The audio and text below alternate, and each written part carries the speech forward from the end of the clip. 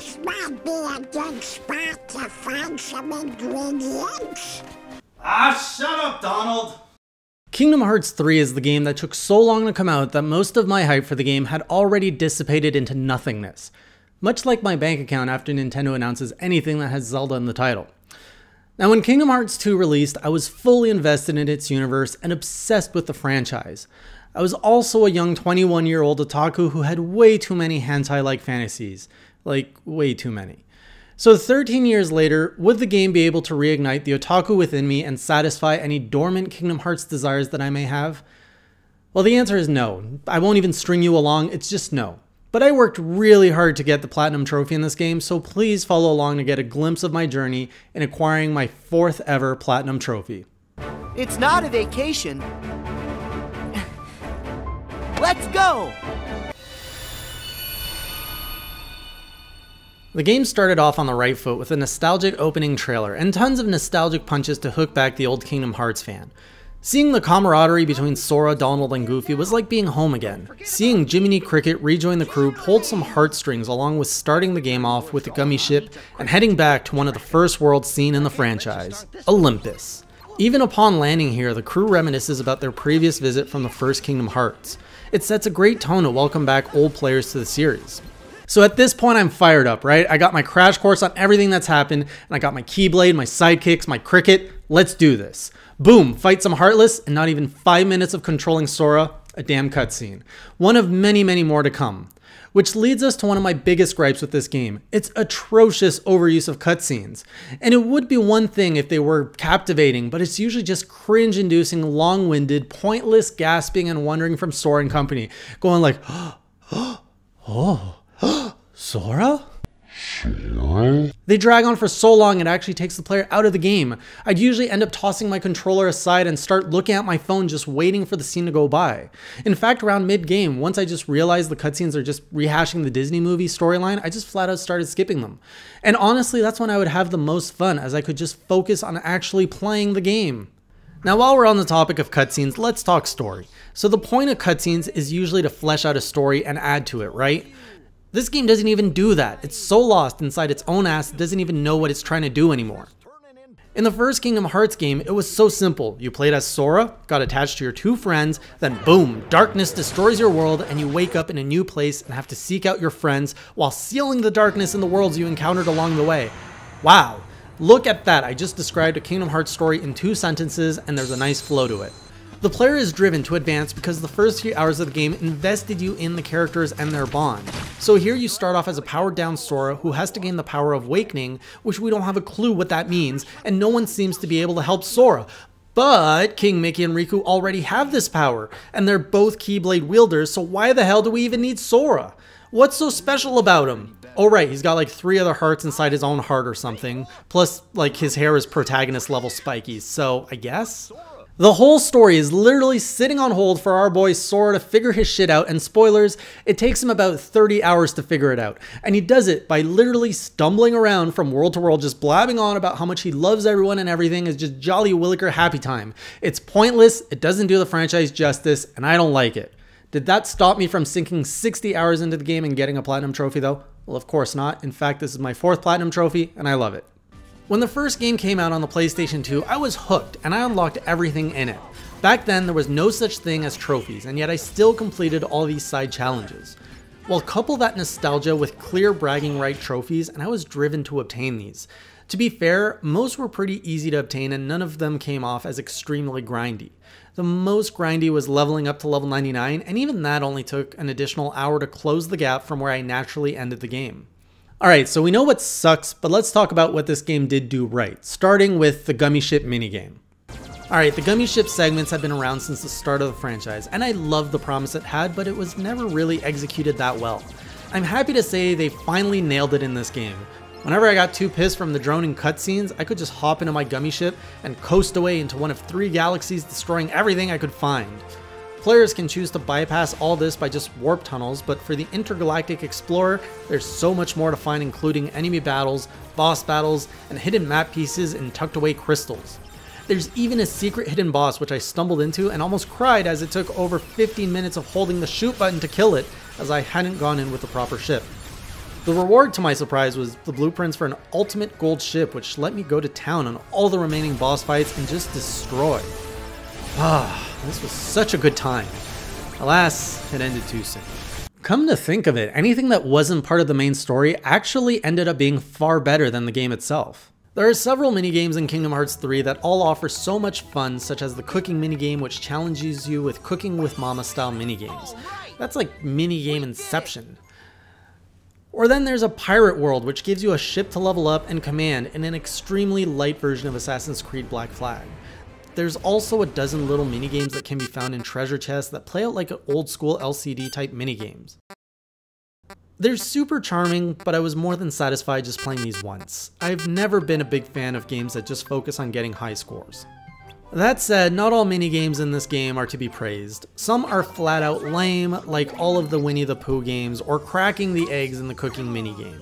Oh my god, I needed to crack so many eggs to get my MasterChef trophy, and it drove me nuts. So to crack an egg, you have to slowly pull apart the two joysticks with your thumbs, like this, and then on cue simultaneously push down on the L1 and R1 button, all within about 5 seconds of time. If you're off on any of this, you end up smushing your eggs and having to go to extreme lengths to find more ingredients to get another chance. Then there's also the flan minigames, which you need to complete with a certain high score to get just one ingredient towards the ultimate weapon. More on this later. By far, the worst flan minigame that made me rage is the sliding challenge on Olympus. Alright, so you've got Sora, Donald, and Goofy all jumping on a stupid shield and going sliding around bumping into flans. The concept is fine, but the controls are just so sensitive. Being off by just a bit will get you ricocheting into a bunch of obstacles and failing the challenge. Then you have to watch this fat ass flan just nod its head in disappointment at you. I know I'm a disappointment, flan, but at least I have legs and I'm not just a living dessert. Right, so all this misery was done so that I could obtain the Ultima weapon, the most powerful weapon in all of the game, and boy was it worth it. I love this kind of daunting quest to forge an ultimate weapon in RPGs, so I was really looking forward to tackle this quest, and boy did it not disappoint. Outside of having to find some rare ingredients, you also need to obtain 7 one-of-a-kind ingredients that can only be found through completing all 7 flan minigames, finding all 80 hidden emblems throughout the game, winning a random mailbox lottery, I hated this by the way, collecting 10 hard to find treasures in another stupid sliding minigame, defeating the Gummy Ship game's final boss, and the other 2 you literally just find in the treasure boxes. I'm not even joking. The reward is an insane weapon that just mows down all the competition, and it offers a great sense of accomplishment for all your work. All this is done through the workshop's synthesis system, which I loved in Kingdom Hearts 1. Basically, there's a certain number of unique items you can only craft by finding certain ingredients. In the first game, however, you'd get this nice little complete sign next to all the items you'd craft. I don't know why they took a whole 2 steps back in this game and decided not to show that this time around. It really made tracking what I had synthesized and what I hadn't a huge pain in the ass, as there are over 80 items, and I need to do all of them for a certain trophy. Even worse, the whole menu system is filled with these little notifications to show you new points of interest in your menu. But after you check out that item, the notification doesn't go away until you exit out of the whole menu and reopen it. I mean, it's not a huge factor in the game, but it messes with my OCD. It was fine before. How did they break it over 13 years of development? One thing they do add, however, that is a nice touch is the Keyblade Forge, which lets you find items to level up your Keyblades, thus allowing you to use your favorite Keyblade throughout the game. Before, you'd pretty much discard your Keyblades every few hours in favor of the next powerful one, but here you can actually personalize your style a bit more. And we can't talk about Keyblades without mentioning the whole point of them, battles. Aside minigames, Kingdom Hearts' battles are one of the most fun parts of this game. They're fast-paced and fun to smash that X button with. Unless you're being constantly interrupted, then it's about as fun as a soggy taco. The battle system, unfortunately, is filled with so many aspects, it kind of becomes overwhelming and redundant. So you have your basic attacks, your magic attacks, and your summons, but then you have group attacks, shot locks, which is like a Keyblade ultimate attack, and then theme park attraction attacks. Most of these have to be activated through a prompt, and you'll sometimes have 4 to 5 prompts stacked, but you can't pick which one, so you have to activate them all one at a time. The worst of all these is the ridiculously long and overcomplicated park attraction attacks. They're cool at first, but holy shit do they get boring fast. They're your basic equivalent to Final Fantasy VII's summon attacks. The amount of time you wait for the damage it deals out just isn't worth it. You're better off spamming your Thunder Spell 3 to 4 times and just wiping out the battlefield. Lastly, there's this whole separate game, which is the ending. If you think you'll be finishing this game's ending in one sitting, you better strap yourself in for the long haul. This has become a staple of Square Enix RPG endings, but I swear it got worse with this game. And sticking true to the whole game's story, it makes no sense. Once you reach the final world, get ready to fight about 20 bosses. I'm not even kidding here. Some you'll fight more than once because hey, why not? All the bosses from the past 2 games all return. Literally, the bulk of Kingdom Hearts 2's focus was on wiping out Organization 13, and they're all back in this game, so like, what was the point? Most of their journal entries even say, despite his destruction at Sora's hands, enter name here, has returned. The game isn't even trying to come up with reasons to explain why they're there. They're just there because we needed more villains. Like, were all the Disney villains on vacation or something? I really wanted to love Kingdom Hearts 3, and the game started off on the right tone, but then quickly shit the bed. There's a lot of great ideas in the game, and it does a decent attempt at bringing back elements from previous games in the franchise that fans enjoyed. The battle system felt refined, the minigames offered a lot of new and fun diversions from the main storyline.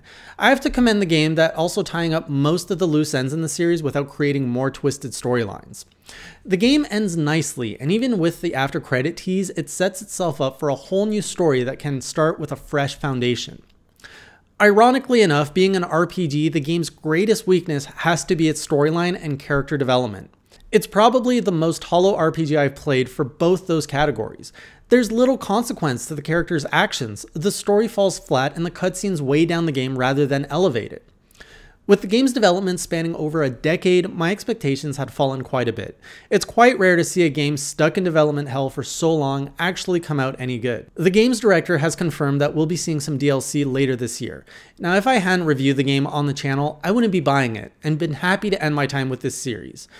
But alas, on Hey Jay, we don't just cover our games half-assed, so I'll see you when the DLC drops, and until then, keep it classy.